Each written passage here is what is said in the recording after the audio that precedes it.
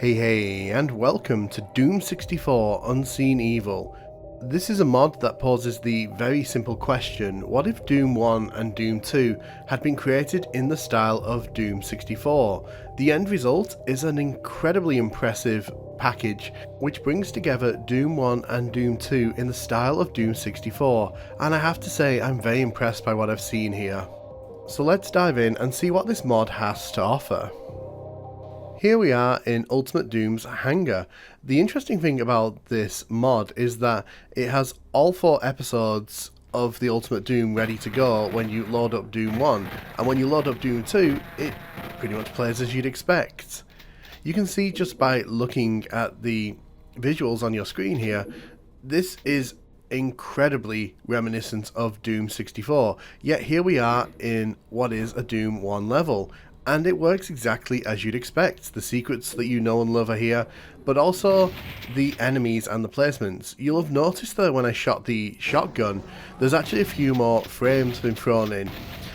Doom 64 infamously got rid of a number of frames from a lot of its weapon firing to save space on the cartridge, and putting them back in here, or at least approximating them, really does sort of add to the flurry. But you'll also notice that the shotgunners have their own sprites. If you have played Doom 64, you will remember that the zombie men and the shotgunners actually have pretty much the same sprite. It's very hard to tell them apart from a distance. So this mod gives the shotgunners their own sprite, which I really appreciate because it does help to differentiate. I'm just going to let you enjoy the ambience of this for a second here.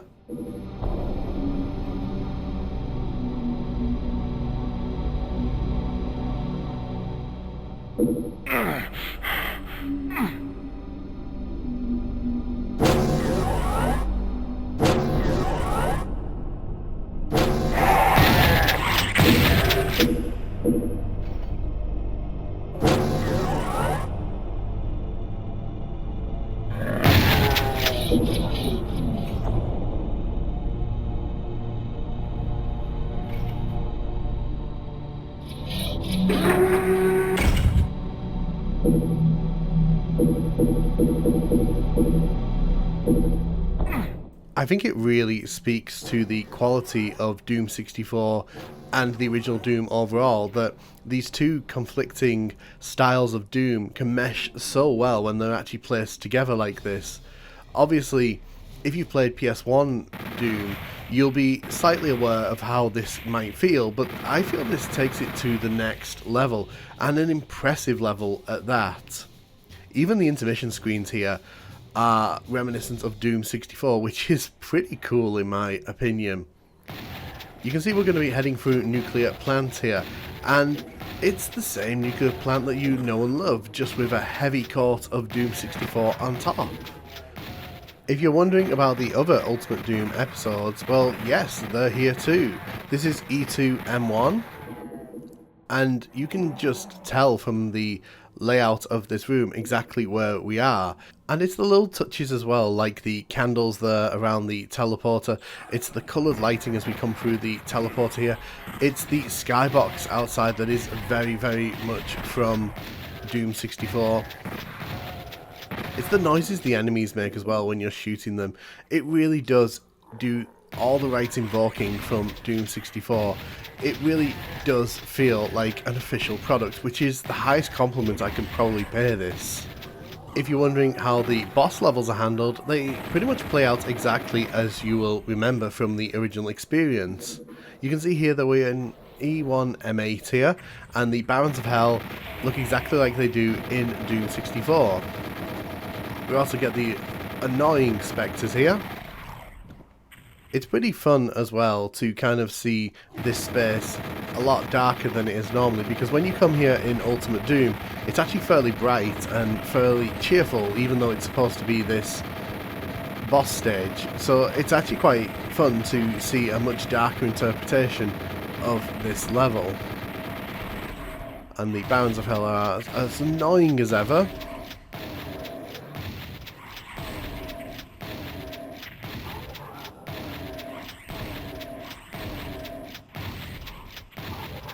It's amazing how they are always able to fight me with those fireballs. But once you kill the Barons of Hell, the level behaves exactly as you would normally expect it to. And as you head out here, the steps raise up like normal. Even looking back on the starbase there, it just looks so good. It really does look amazing. And when we step through the teleporter behind us here, but it's not just that boss level which makes the cut here. You can actually go and play all the other ones, including Tower of Babel, which is at the end of the Shores of Hell.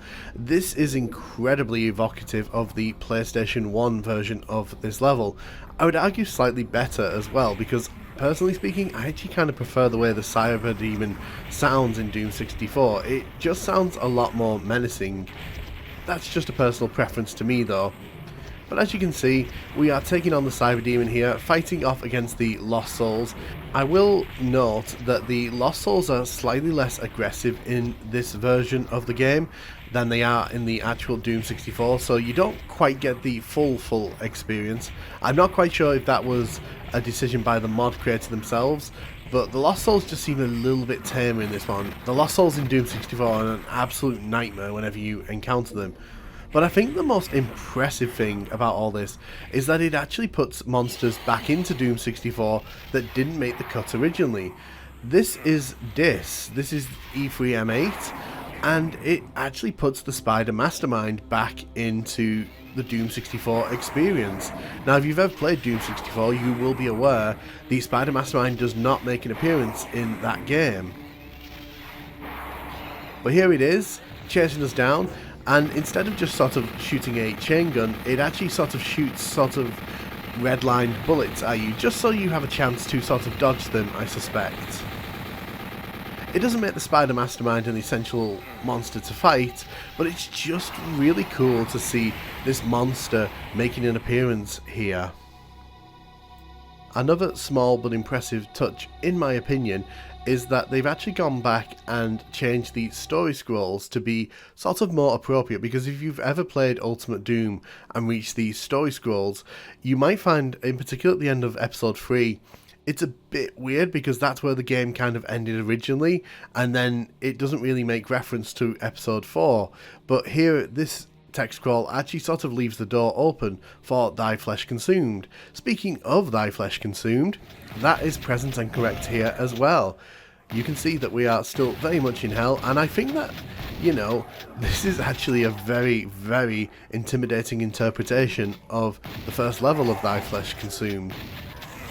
As I mentioned at the start of this video though, it's not just the Ultimate Doom experience that has been given this treatment. No, in fact, you can actually go and play Doom 2 in this style, and I'd argue that there's an even more impressive package over here. We're playing Ove Destruction here on map 11, and you can see there's the Chain Gunner in all of his Doom 64 glory, yet another enemy that did not make the jump over to Nintendo 64.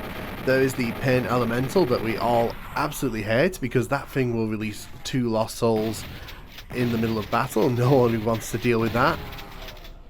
But of course, it's not just the Chain Gunner that makes its return to Doom 64, it's actually the Revenant and the Archvile as well from Doom 2. And you can see there the Revenant was shooting its rockets. The Archvile just looks absolutely terrifying here. I love the design choices here, and it behaves exactly as you would expect it to in Doom 2, which is even more terrifying in Doom 64 because it's got 4 arms and is trying to set me on fire. The most impressive thing to me is that all this just works. If you have GZ Doom, and it will need to be an up-to-date version of GZ Doom for this to work, then it's really no effort at all to get this working. As you can see here, it also has a small sense of humour, because instead of replacing the SS soldiers in the secret Doom 2 levels with SS soldiers, we get a bunch of Mortal Kombat enemies, which is ridiculously silly, but also very fun to kind of wander into and experience. I also kind of like this room with no roof on it. It actually fits really well, surprisingly.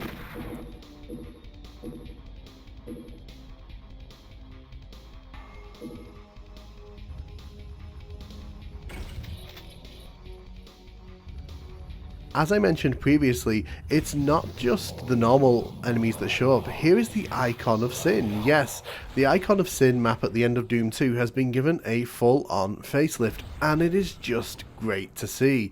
It works really, really well. It doesn't break the Doom 64 feeling. In fact, I'd argue that the redesign here just looks so intimidating. It's hard not to be impressed by the package that's being offered up here, but there's also one big cherry on top of this cake, and that's the fact that you can dive in and play custom WODs. I only found this out when I was doing research for this video, but yes, this is Memento Mori from 1996. I literally just loaded up the WOD and it worked. No mess, no fuss, and that makes it incredibly accessible to a lot of people. Of course, you have to kind of go in with set expectations. It's probably not going to work 100% across the board, but as you can see here, it really does change up the experience of these levels, and it's just so much fun to get to re-experience classic Doom through the lens of Doom 64 in this way. It's really good fun. It's a really fun way of changing the original Doom experience in a way that's faithful to the original games, while also enhancing them to have a slightly different aesthetic about them. I genuinely cannot recommend this mod enough. It's so much fun to dive in and just see all these classic Doom levels reinterpreted in this way. Let me know in the comments what your thoughts are on this. How do you feel about these classic Doom levels getting to look and feel like Doom 64 levels? I've put the download link in the comments if you want to give it a try for yourself. But you will need GZ Doom, and you will need to make sure that it's an up-to-date version of GZ Doom, otherwise it will not work. But let me know in the comments how your experiences go, and let me know which WODs you're going to be trying with this one. Thank you so much for watching.